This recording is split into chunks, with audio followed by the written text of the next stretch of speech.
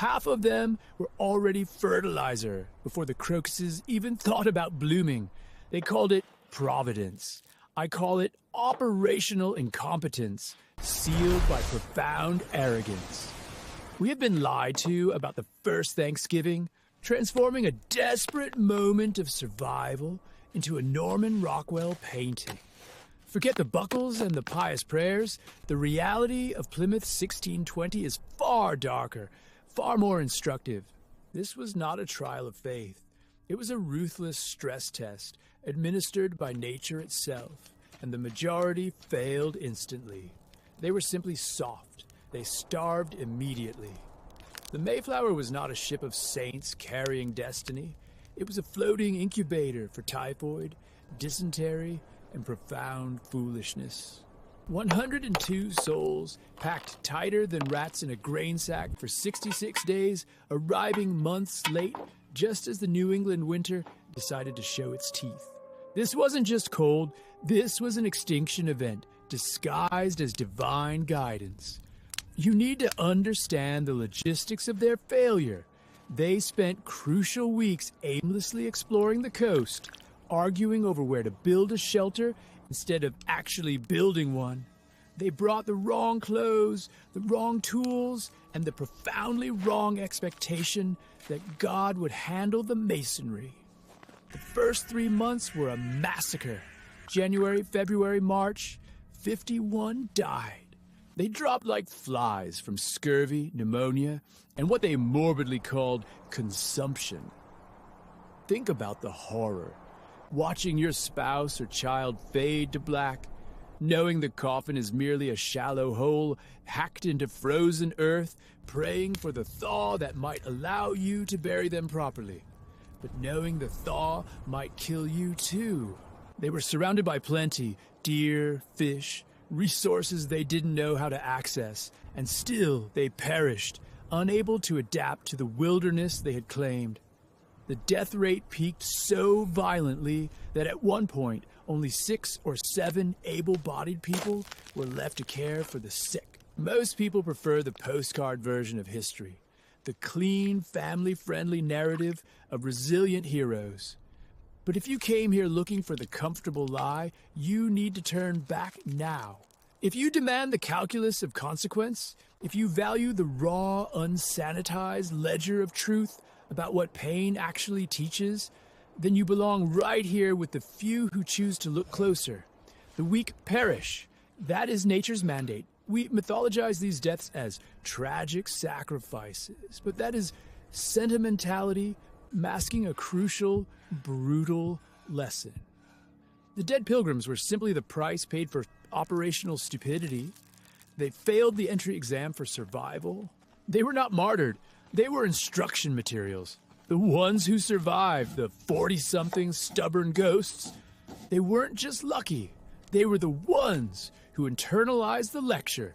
Every cough, every fever spike, every frozen, failing member of the community was a lesson delivered by the universe. Pain teaches efficiency. Pain teaches humility. The survivors became forged in the absence of their dead. They finally started listening to the environment instead of their dogma. This is where the real story begins, not in piety, but in the gritty, cold reality of necessary attrition. The ultimate test of character is the failure rate it allows for the sake of future success. They had to be broken before they could truly build. The truth is, they didn't learn enough. They weren't suddenly enlightened masters of the new world. Don't kid yourself. They were staggering, wounded Europeans drowning in their own cultural baggage, clinging to the wreckage of their failed, rigid doctrine. They had outsourced their entire survival strategy to God, waiting for a celestial bailout that never came. Their survival was not an act of divine resilience. It was an accidental, cynical miracle delivered by a man they had wronged. Squanto. Think about the twisted calculus of that reality. The very person who saved the remaining settlers was the last survivor of the Patuxet tribe, wiped out by the European plagues that preceded the Mayflower. This is not historical coincidence. This is the universe serving a dish of cosmic irony so cold it chills the bone. Squanto wasn't a noble savage offering friendly assistance. He was a political operative, a survivor, playing the long game in a land emptied of his people. He found power in their weakness. He found leverage in their desperation. He became the sole indispensable key. If you value the truth over the comfortable lie, if you demand ugly mechanisms of history over the pretty myths, then you already belong here. The lesson they finally absorbed was not how to pray harder. It was how to submit. They had to submit to a world they didn't control, and to a man who literally held the knowledge of life and death in his hands. You see the pictures of Squanto teaching them to plant corn? You see the smiling pilgrims? That is the sanitization filter of 2 centuries applied to pure panic. What he actually taught them was operational humility. He stripped away their assumptions like rotten flesh. He didn't just teach them to place a fish in the soil as fertilizer. He taught them the timing of the land, the subtle language of the seasons that their English calendars had completely missed. He taught them not to waste. He taught them silence. Their European technique was loud, aggressive, extractive. His technique was quiet, reciprocal, and sustainable. That shift in posture, from colonizer to desperate student, saved their miserable lives. But here's the deeper mechanism you never hear about. They didn't just learn to farm differently. They learned to think differently about scarcity. Pain eliminates excess. It forces a ruthless prioritization that prosperity makes soft and optional. When you only have 7 able-bodied people, every action must have a 10x return on effort. There is no room for sentimental projects. There is no time for theological debates. Survival becomes a purely quantitative problem. The dead had provided the data points. Don't build your houses in a swamp. Don't rely solely on imported rations. Stop viewing the natives as potential threats and start viewing them as necessary infrastructure. These were the rules carved into their memory by the mass grave they dug that spring. This level of existential threat creates a collective mind capable of cutting straight through the bullshit. They became efficient killers of distraction. This channel is dedicated to understanding how true power operates, not how it's advertised. If your curiosity demands the architectural blueprints of power and influence, not the pretty facade, consider joining the few who look this closely. Now look at Governor William Bradford, the man who steered the ship through the second year. He was not a natural-born leader, not a charismatic orator. He was a ruthless pragmatist, tempered by watching his own wife fall overboard and drown, or perhaps commit suicide. The record is conveniently murky.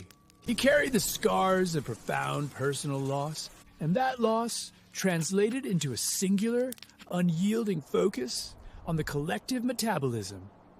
Bradford understood the brutal exchange rate, bodies for knowledge. He internalized the price of failure. He ended the disastrous communal farming experiment. He saw that the very utopian ideals they had sailed with, the sharing of all resources, the collective labor, had nearly starved them all to death because they removed individual incentive. People won't work if they don't own the yield. It is simple human nature, a law more immutable than any decree from King James. Bradford wasn't being capitalist, he was being biological. He allocated private plots of land, he gave them ownership. The result? Productivity exploded. The crop yield was no longer merely survival, it became surplus. It proved that sometimes the most profound societal advancement comes from recognizing humanity's inherent self-interest, not suppressing it under a blanket of forced piety. They had started with communism and nearly died. They pivoted to pragmatic individualism and survived. That is the lesson the historical account tries desperately to mute. The myth requires them to be selfless heroes. The reality shows they were selfish pragmatists. The first Thanksgiving wasn't a celebration of brotherhood, it was a declaration of independence from scarcity. It was the moment they realized they had internalized the lessons of the dead and beaten the wilderness at its own game. They learned to kill their own bad ideas faster than the environment could kill them. They became survivors not by becoming better Europeans, but by becoming better, harder, more adaptable beings, stripped bare of everything except the absolute, unyielding will to endure. The ultimate verdict on the Pilgrims' founding myth is simple. Their success was built on the ashes of their own initial, magnificent incompetence. Their triumph was not in the landing, but in the brutal, unflinching ability to recognize and correct catastrophic failure. They stopped hoping. They started executing. That difference is everything. The brutal exchange rate of survival stripped away every false piety they possessed. That shift, that radical acceptance of self-interest as the driving force of human success, is the single most defining characteristic they passed down to the American psyche. Ownership changes everything. It demands accountability. It breeds vigilance. When you own the plot, every single weed, every missed hour of daylight becomes a visible tax levied directly against your existence, forcing a ruthless efficiency that no sermon, no threat of damnation could ever inspire. This wasn't an act of ideological conversion. This was survival calculus. This was realizing that God helps those who hoard their own resources efficiently. But here's the kicker. They didn't just survive the famine, they internalized the cost of idealism. They learned suspicion. They learned that collective authority, even when cloaked in religious intent, leads to corruption and death if it removes the individual's direct stake in the outcome. They became fiercely protective of their new, hard-won private productivity. This suspicion of centralized power, this refusal to allow anyone, even their own religious leaders, to dictate the distribution of their personal yield, that is the foundational political lesson of Plymouth. It wasn't written on a stone tablet. It was scraped into the frozen soil by men terrified of starving again. The entire concept of American individualism wasn't born of abstract philosophy decades later. It was born in the winter of 1621, when William Bradford decided the survival of his people was worth sacrificing the perfect religious vision. He chose life over doctrine. That, viewers, is why the standard telling of this story feels so thin, so blandly optimistic. It hides the steel beneath the veneer. It masks the psychological trauma that forged a nation based not on communal love, but on protected self-interest. If you find yourself nodding now, understanding that inconvenient truths are inherently more valuable than comfortable myths, perhaps you belong in the company of those who seek the wiring diagram beneath the surface of history. We continue to strip back the paint. Now look closer at the alliances. The Wampanoag, Squanto. The story you learned was a grade school fantasy, a gentle narrative of cross-cultural benevolence. The reality was a volatile, high-stakes game of geopolitical chess played among traumatized survivors. Squanto wasn't just a friendly guide who happened to speak English. He was a political refugee, a living, breathing casualty of previous European incursions. His people, the Patuxet, had been annihilated by a plague years earlier, likely carried ashore by earlier explorers, leaving the land vacant, cursed by disease. When the Pilgrims arrived, Massasoit, the leader of the Wampanoag Confederacy, was in a desperate situation.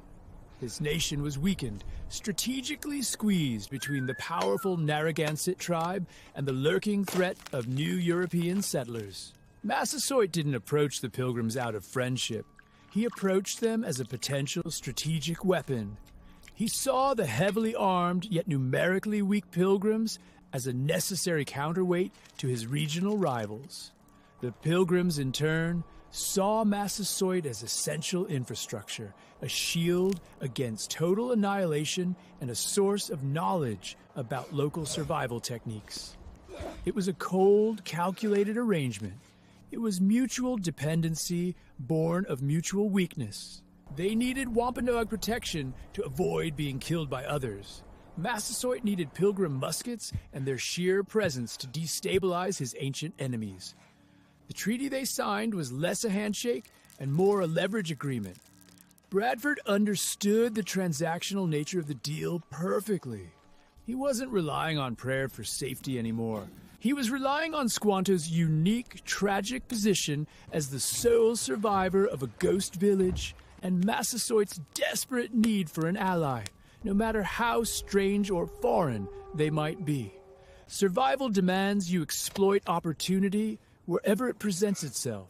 That is the true meaning of the first harvest feast. It was a summit of necessity. It wasn't about sharing. It was about securing the balance of power. They realized they had learned to master the environment, and now they had to master the delicate art of human distrust. This pivot from piety to pragmatic armed diplomacy sealed their fate and ours. They believed they had secured a truce that was rational, permanent even, foolish. They forgot the first rule of power. The moment dependency shifts, the dagger comes out. The treaty held exactly as long as Massasoit needed Pilgrim muskets, more than he feared Pilgrim expansion. Think about that time frame. Decades, a generation built upon a desperate lie of coexistence. It wasn't a sustainable model. It was a ticking clock lubricated by fear and measured in acres of land being claimed.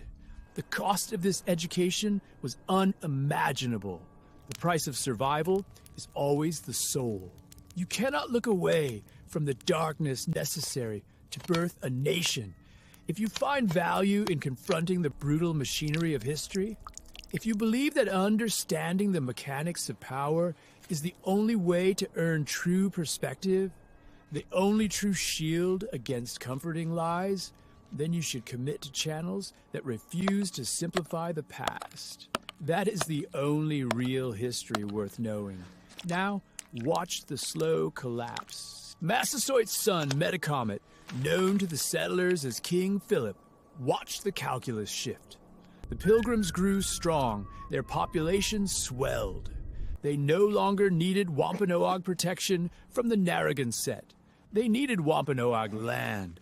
The balance of power, that fragile, temporary foundation, inverted completely. The weapon Massasoit had introduced to save his people became the instrument of their annihilation. The Wampanoag realized too late that the European model was fundamentally incompatible with indigenous life. The Pilgrims' concept of property, fencing, owning, extracting, was not just economic. It was a spiritual assault on the land itself. It wasn't malice driving the expansion, perhaps, but a destructive, self-justifying inevitability driven by incompatible ideologies of ownership, faith, and the very purpose of the earth. It always ends in blood. It had to. Pain is the only teacher, but it is a brutal, unforgiving one. What follows is King Philip's War, the deadliest conflict proportionally in American history.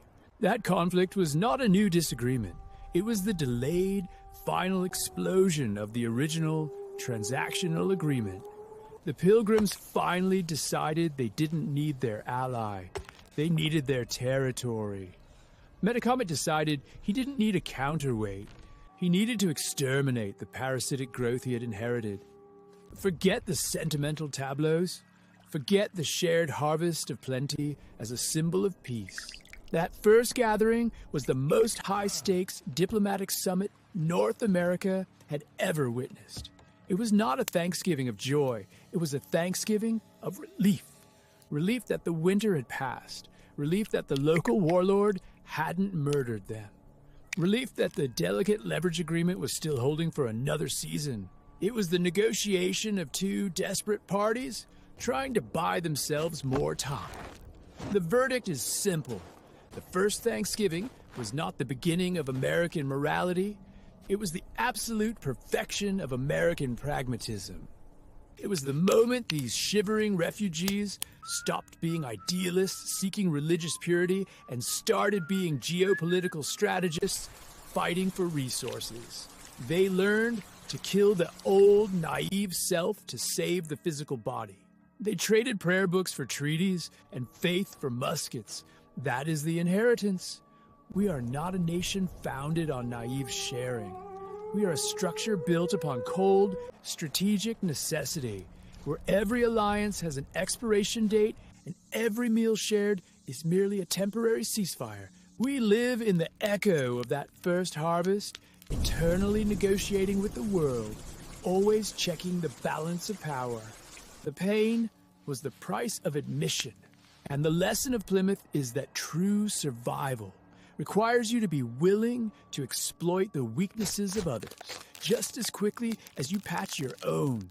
That reality, ugly and undeniable, is why we survive. We learn to be hard, we learn to be transactional, and we have never forgotten how quickly a friend can become necessary infrastructure or enemy territory. The silence after the guns stop firing is the real American soundtrack. The sentimental version is a lie, a comfortable bedtime story we tell ourselves to justify the feast. The actual truth is far more instructive, detailing precisely how faith collapses when survival demands treason against your own high ideals. They were forced to trade the purity of their escape for the filth of engagement. They had to become what they feared, shrewd, calculating political operators. They learned the deepest secret of power. Leverage is temporary. Territory is forever. This isn't cynicism. This is arithmetic. This is the hard, cold calculus that birthed the most powerful nation on earth. We weren't founded on hope. We were founded on desperation and the cold realization that the only ally you can trust is a loaded gun. Pain was the furnace. It burned away the idealism, leaving behind only the tempered steel of pure transactional ambition. You cannot understand American exceptionalism until you understand that moment in Plymouth. It was the great divorce, the separation of piety from power. That hunger, that necessary cruelty, it didn't vanish when the colonies thrived. It simply scaled up. It is the invisible contract written into every boardroom deal, every political standoff, every global skirmish we navigate today. Look around. The negotiating table is still set. The silence is still heavy. The terms are still non-negotiable. Survival demands hardness, always. You either learn to play the long game, or you become the infrastructure your enemy uses to survive the next winter. That is the verdict. You cannot afford to be soft in a world designed to kill you. We celebrate the manifest destiny. We ignore the starvation that paved the way. Softness never wins. It is metabolized.